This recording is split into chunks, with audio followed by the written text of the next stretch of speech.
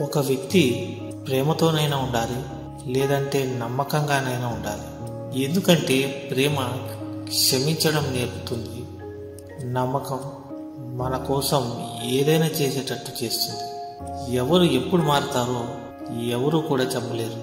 సమయం కన్నా వేగంగా మారే మనుషుల మధ్య ఉన్నాం. అందరూ మనవాళ్ళు అనుకోవడం మనం చేసే అతిపెద్ద తప్పు.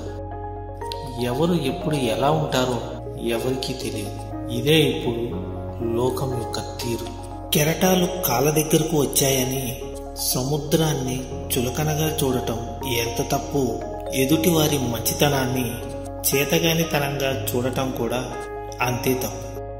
అందరిలో ఉన్నప్పుడు చూపుని, నలుగురిలో ఉన్నప్పుడు మాటను, ఒంటరిగా ఉన్నప్పుడు ఆలోచనలను కాపాడుకోగలిగితే నిన్ను మించిన వివేకి మరొకరు ఉండరు.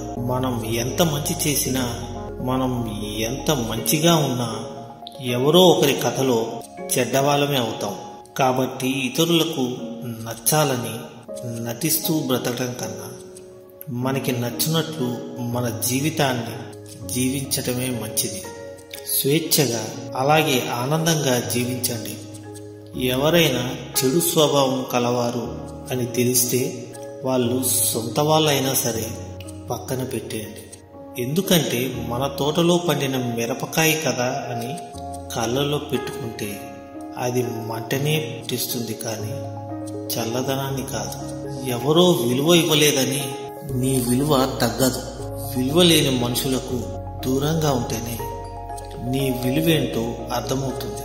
మనసులోని బాధ పోవాలంటే ఏ మందు పనిచేయకపోవచ్చు, కానీ మనసుకు నచ్చిన వాళ్ళు కాసేపు ప్రేమగా మనతో మాట్లాడితే చాలు.